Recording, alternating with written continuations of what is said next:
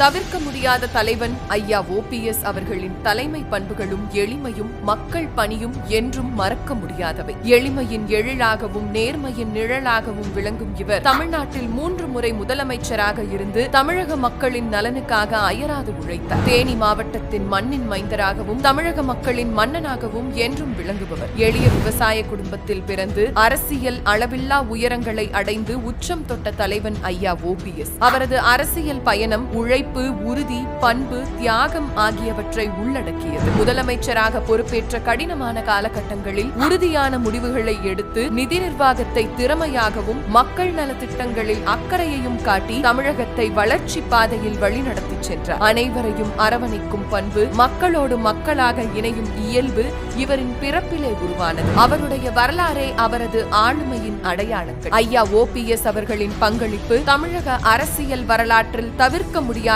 வரலாற்று நிகழ்வு. தவிர்க்க முடியாத தலைவனை மக்கள் எப்போதும் தவிர்க்க மாட்டார்கள். வாழ்க ஐயாவின் புகழ்.